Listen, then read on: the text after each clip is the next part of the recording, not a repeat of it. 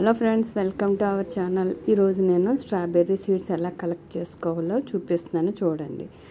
స్ట్రాబెర్రీకి పైన ఉంటాయండి seeds. So ఒక ప్లేట్ తీసుకుని దాని మీద ఒక టిష్యూ పేపర్ కానీ ఏదైనా ఒక పేపర్ వేసి ఆ పీల్స్ అలా తీసుకుని ఆరబెట్టండి.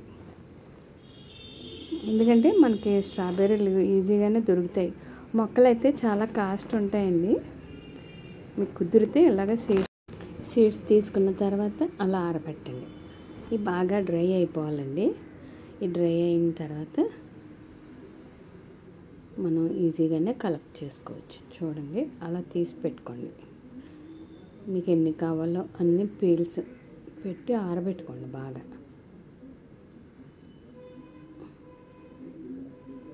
ఇట్లాగా బాగా నీళ్ళలో పెట్టి ఆరబెట్టుకోవచ్చు, ఎండలో పెట్టాలని ఏం లేదండి.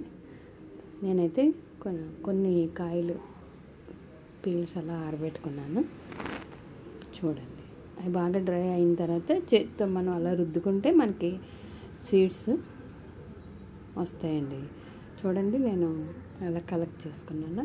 ఆ నల్లగా ఉన్నవన్నీ చాలా చిన్నగా ఉంటుంది సీడ్. నల్లగా ఉన్నవన్నీ సీడ్స్ అన్నమాట. చూడండి ఎన్ని వచ్చినాయో, చాలా ఉంటాయండి అవి. మనం స్ట్రాబెర్రీలకి కొంచెం మట్టి ఎలా కలుపుకోవాలంటే కాస్త ఇసుక ఎక్కువ వేసుకుని పెట్టుకోవాలండి. ఈసారి నేను మొక్కలు వేసినప్పుడు చూపిస్తాను. ప్రస్తుతానికైతే సీడ్స్ ఎలా కలెక్ట్ చేసుకోవాలో చూడండి.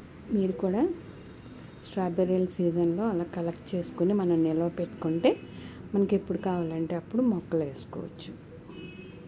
చూసారా ఎన్ని సీడ్స్ వచ్చినాయో. ఇవన్నీ ఒక ఎయిట్ కంటైనర్లో కానీ లేదంటే ఒక కవర్లో కానీ వేసుకుని మీరు దాచిపెట్టుకోవచ్చు.